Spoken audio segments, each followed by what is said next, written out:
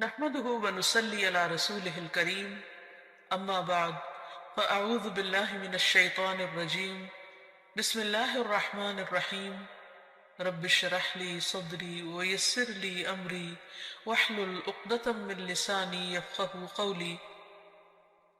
السلام علیکم ورحمۃ اللہ وبرکاتہ. ناظرین، پروگرام دعا کیجئے کے ساتھ آپ کی خدمت میں حاضر ہیں. آج ہم انشاءاللہ دل کی سلامتی کے لیے دعائیں آپ کے ساتھ شیئر کریں گے، کیونکہ دل ہی تو سب کچھ ہے. اگر دل درست ہوا تو سب کچھ درست ہو جائے گا، اور اگر دل بگڑ گیا تو ہر چیز بگڑ جائے گی. دنیا اور آخرت دونوں کی کامیابی کا انحصار دل کی سلامتی پر ہے. دل ہی زندگی کی بنیاد ہے. دل نہ رہے، دل کام نہ کرے تو انسان زندہ نہیں رہ سکتا. اسی طرح انسان کی اخلاقی، روحانی، ایمانی صحت کا انحصار بھی دل کی سلامتی پر ہے.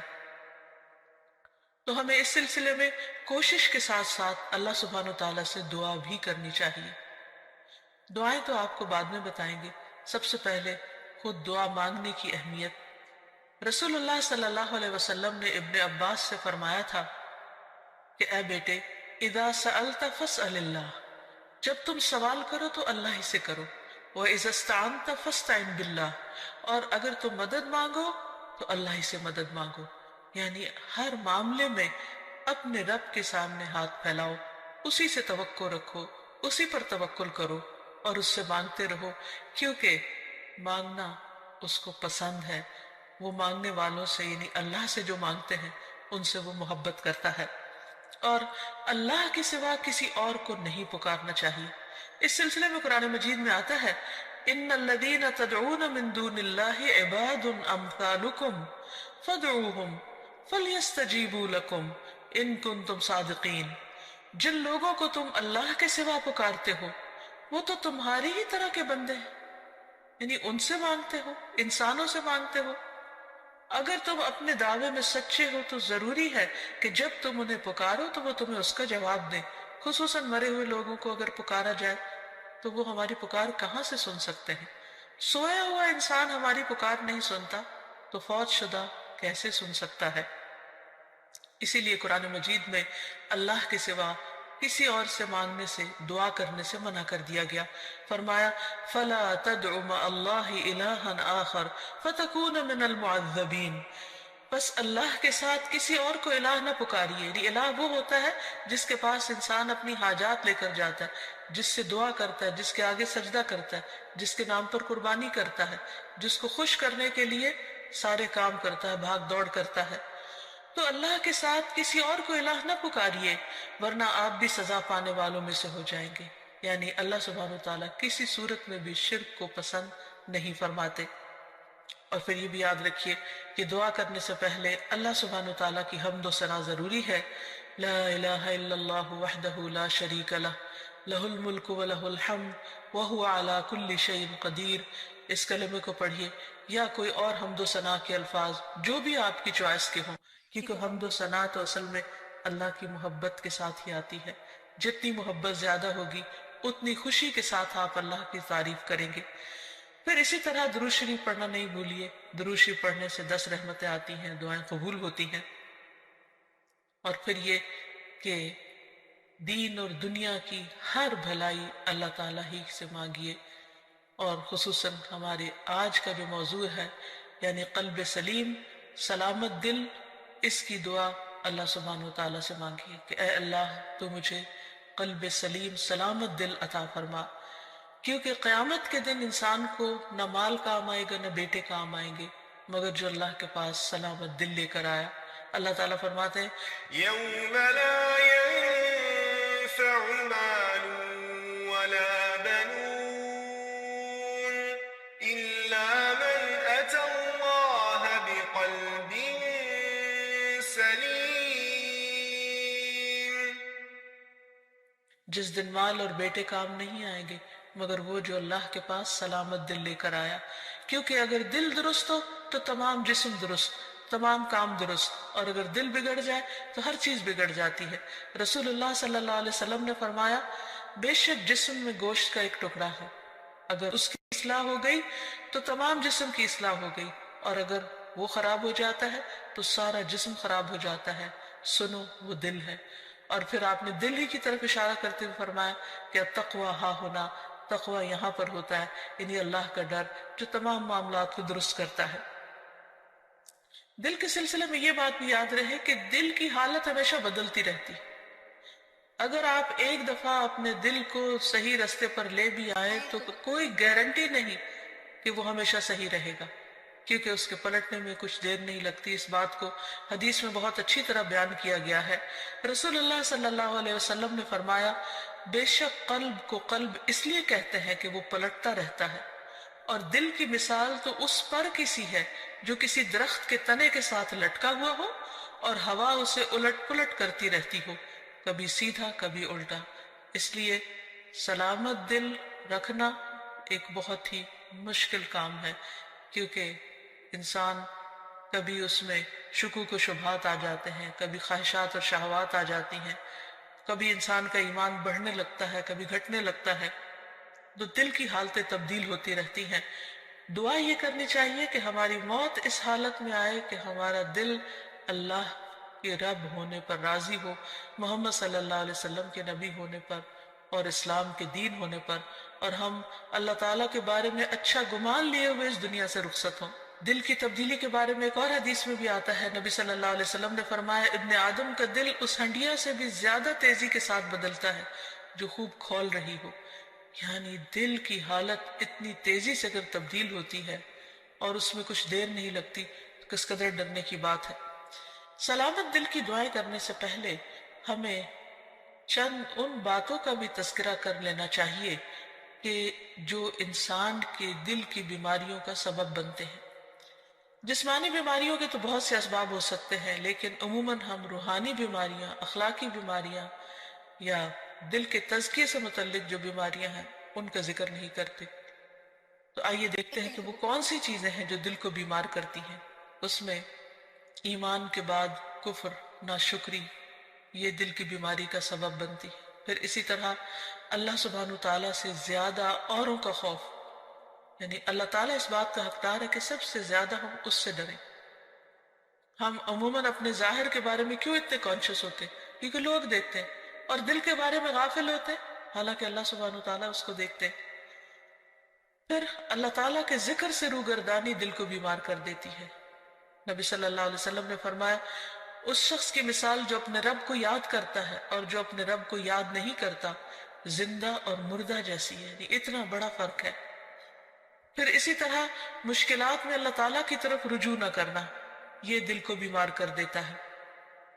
نمازیں چھوڑنا، خصوصاً جمعہ چھوڑ دینا، فرائض سے پیچھے رہنا. نبی صلی اللہ علیہ وسلم منبر کی سیڑھیوں پر چڑھتے ہوئے فرما رہے تھے لوگ جمعہ کی نماز چھوڑنے سے باز آ جائیں ورنہ اللہ ان کے دلوں پر مہر لگا دے گا، پھر وہ غافلوں میں سے ہو جائیں گے. اسی طرح بلا عذر، بلا وجہ نماز چھوڑ دینا. آپ صلی اللہ علیہ وسلم نے فرمایا جو شخص سستی کی وجہ سے بلا عذر 3 جمعے چھوڑ دے اللہ تعالیٰ اس کے دل پہ مہر لگا دیتا ہے. پھر اسی طرح قرآن میں غور و فکر نہ کرنا، یہ دلوں کو بیمار کر دیتا ہے. علم سے دوری، سیکھا ہوا علم بھلا دینا. پھر آیات سے نصیحت نہ لینا، یعنی قرآن مجید پڑھنا، تلاوت کرنا، لیکن اس میں غور و فکر نہ کرنا اور اس سے کوئی سبق حاصل نہ کرنا. پھر سیکھ کر سمجھ کر اپنی مرضی کرنا اور غلط رستوں پر چلنا. پھر غلط کاموں کے بھی ایسے برے نتائج ہوتے ہیں جن کی وجہ سے دل سخت ہو جاتے ہیں، جیسے گناہ کرنا دلوں پر غلبہ پانے والا ہے. یعنی گناہ کے اثرات ہوتے ہیں، گناہ دلوں کو زنگ آلود کر دیتے ہیں، گناہ سے دلوں کی روشنی ختم ہو جاتی ہے.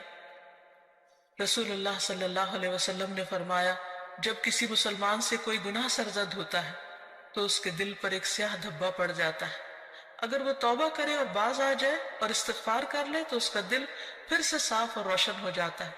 ورنہ جتنے گناہ بڑھتے جاتے ہیں اتنے ہی سیاہ دھبے بڑھتے جاتے ہیں، حتیٰ کہ اس کے دل پر وہ زنگ چھا جاتا ہے جس کا ذکر اللہ عز و جل نے قرآن میں کیا ہے. کلا بل ران علی قلوبہم ما کانوا یکسبون. ہرگز یہ بات نہیں بلکہ ان لوگوں کے دلوں پر ان کے برے اعمال کا زنگ لگ گیا ہے. پھر اسی طرح غلط تمنائیں، یعنی حرام چیزوں کی خواہش کرنا، یہ دلوں کو بیمار کرنے کا سبب ہوتا ہے۔ دنیا کی حد سے زیادہ محبت اور موت سے نفرت اور آخرت سے غفلت اور صرف دنیا کی فکر کرتے رہنا، دنیا ہی کے غم پالتے رہنا، یہ دلوں کو بیمار کر دیتا ہے۔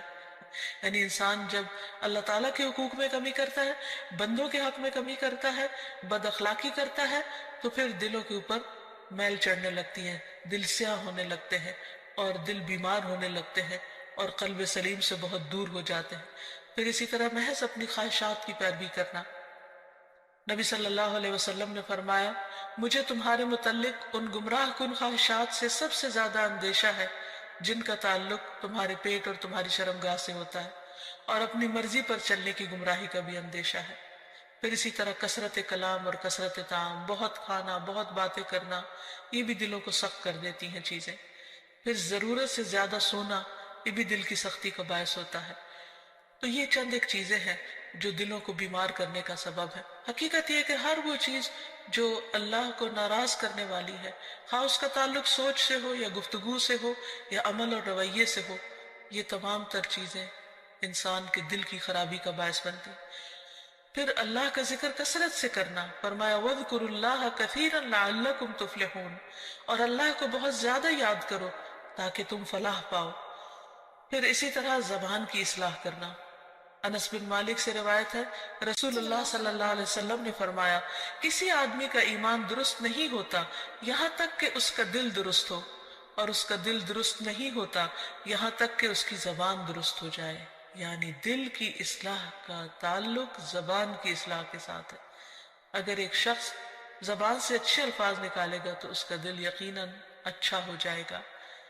پھر اسی طرح شک والی چیزوں کو چھوڑنا، کیونکہ شک انسان کو بے چین کر دیتا ہے، دلوں کے اندر اضطراب پیدا کر دیتا ہے۔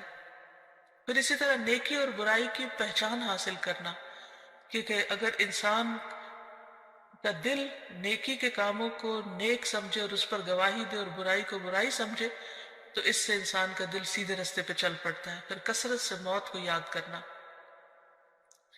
کیونکہ موت کی یاد دلوں کی تزکیہ اور پیوریفیکیشن کا ذریعہ بنتی ہے۔ پھر اخلاقی برائیوں سے پرہیز کرنا، پھر یتیم اور مسکین کا خیال رکھنا۔ ایک شخص نے نبی صلی اللہ علیہ وسلم سے دل کی سختی کی شکایت کی تو آپ صلی اللہ علیہ وسلم نے فرمایا کہ یتیم کے سر پر ہاتھ پھیرو، کیونکہ یہ دل کو نرم کرتا ہے۔ پھر اسی طرح بعض علماء نے کہا کہ دل کی اصلاح 5 چیزوں کے ساتھ ہوتی ہے۔ نمبر 1، غور و فکر کرتے ہوئے قرآن مجید کی تلاوت کرنا۔ نمبر 2، پیٹ کو خالی رکھنا، یعنی روزہ وغیرہ رکھنا۔ نمبر 3، رات کا قیام، سحری کے وقت اللہ کے آگے گڑ گڑانا، کیونکہ رات کے اس حصے میں دعائیں بہت قبول ہوتی ہیں۔ نمبر 4، نیک لوگوں کی مجلسوں کو اختیار کرنا، اچھی صحبت۔ اور نمبر 5، حلال کھانا۔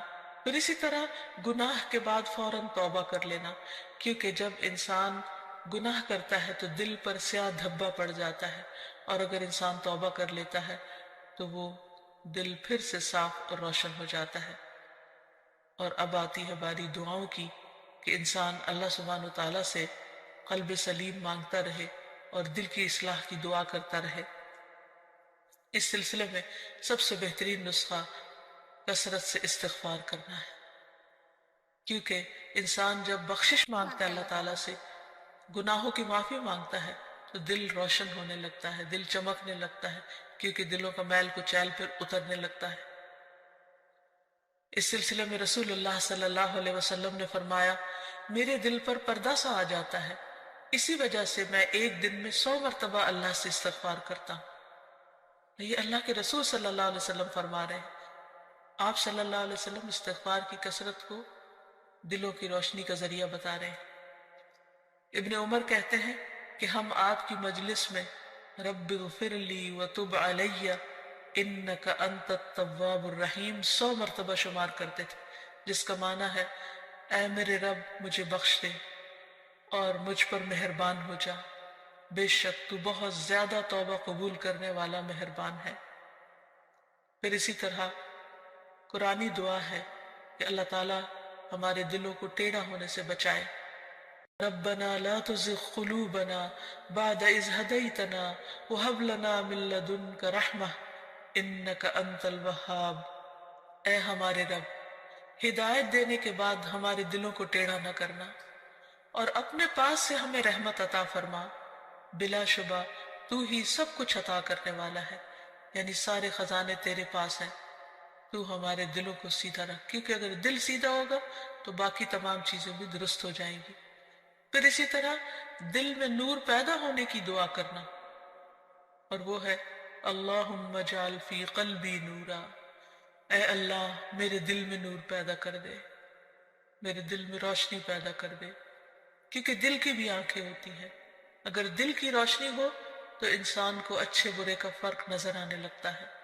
بعض اوقات انسان بہت کچھ بھی پڑھ لیتا ہے، اس کے پاس بہت علم بھی ہو سکتا ہے، لیکن ضروری نہیں کہ اس علم کے ذریعے دل کی آنکھیں کھلیں جب تک کہ اللہ تعالیٰ نہ بصیرت عطا کرے۔ یہ بصیرت اللہ تعالیٰ دیتا ہے، اس لیے اللہ تعالیٰ سے مانگنی چاہیے۔ پھر اسی طرح دل کی ہدایت کی دعا کرنا۔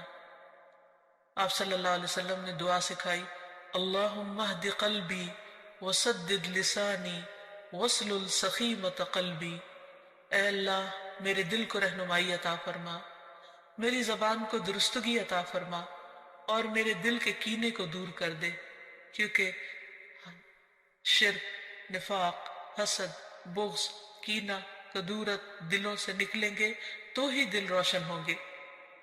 پھر اسی طرح یہ بھی ضروری ہے کہ انسان دین پر دل کی ثابت قدمی کی دعا کرے۔ عبداللہ ابن عمرو ابن العاص کہتے ہیں کہ انہوں نے رسول اللہ صلی اللہ علیہ وسلم کو فرماتے ہوئے سنا کہ تمام بنی آدم کے دل رحمان کی انگلیوں میں سے 2 انگلیوں کے درمیان ایک دل کی طرح ہے، وہ جسے چاہتا ہے اسے پھیر دیتا ہے۔ پھر رسول اللہ صلی اللہ علیہ وسلم نے فرمایا، اللہم مصرف القلوب صرف قلوبنا علی طاعتک، اے اللہ دلوں کے پھیرنے والے ہمارے دلوں کو اپنی اطاعت پر پھیر دے، یعنی تو ہی ان کے اندر اپنی اطاعت اور فرما برداری کا شوق پیدا کر دے، کیونکہ اگر دل کسی کام کے کرنے پہ راضی ہو جائے تو وہ کام کرنا بہت آسان ہو جاتا ہے۔ اطاعت کے بڑے سے بڑے کام، مشکل سے مشکل، کٹھن اور بھاری کام بھی بہت معمولی معلوم ہوتے ہیں۔ پھر اسی طرح یا مقلب القلوب ثبت قلبی علی دینک، اے دلوں کو الٹ پلٹ کرنے والے میرے دل کو اپنے دین پر جما دے، کیونکہ اگر دین پر ایک دفعہ دل ٹھک گیا، اطمینان ہو گیا، تو پھر عمل کرنا کچھ بھی مشکل نہ رہے گا۔ پھر اس کے ساتھ ساتھ ایسے دل سے بھی پناہ مانگی گئی کہ جو اللہ سے نہ ڈرتا ہو، جس کے اندر خشیت نہ ہو۔ دعا ہے اللہم انی اعوذ بک من علم لا ينفع ومن قلب لا يخشع ومن نفس لا تشبع ومن دعوت لا يستجاب لها، اے اللہ میں تجھ سے ایسے علم سے پناہ مانگتا ہوں جو نفع دینے والا نہ ہو، اور ایسے دل سے جو ڈرنے والا نہ ہو، اور ایسے نفس سے جو سیر ہونے والا نہ ہو، اور ایسی دعا سے جو قبول ہونے والی نہ ہو۔ پھر اسی طرح دل کے شر سے پناہ مانگنے والی دعا، اللہم انی اعوذ بک من شر سمعی ومن شر بصری ومن شر لسانی ومن شر قلبی ومن شر منی، اے اللہ میں تیری پناہ چاہتا ہوں اپنے کان کی برائی سے، اور اپنی آنکھ کی برائی سے، اور اپنی زبان کی برائی سے، اور اپنے دل کی برائی سے، اور اپنی خواہش کی برائی سے۔ پھر دل کو صاف کرنے کی دعا، اللہم اغسل قلبی بماء الثلج والبرد ونق قلبی من الخطایا كما نقیت الثوب الابید من الدنس وباعد بینی وبین خطایایا كما بعدت بین المشرق والمغرب، اے اللہ میرے دل کو برف اور اولے کے پانی سے دھو دے، اور میرے دل کو خطاؤں سے صاف کر دے جیسے سفید کپڑے کو میل سے صاف کیا جاتا ہے، اور میرے اور میری خطاؤں کے درمیان اتنی دوری کر دے جتنی دوری تو نے مشرق اور مغرب میں رکھی ہے۔ تو اللہ تعالیٰ سے دعا ہے کہ وہ ہمارے دلوں کی اصلاح کر دے، وہ ہمارے دلوں کا تزکیہ کر دے، وہ ہمیں سلامت دل عطا کر دے تاکہ ہم دنیا اور آخرت میں کامیاب ہو سکے۔ وآخر دعوانا ان الحمد للہ رب العالمین۔ السلام علیکم ورحمۃ اللہ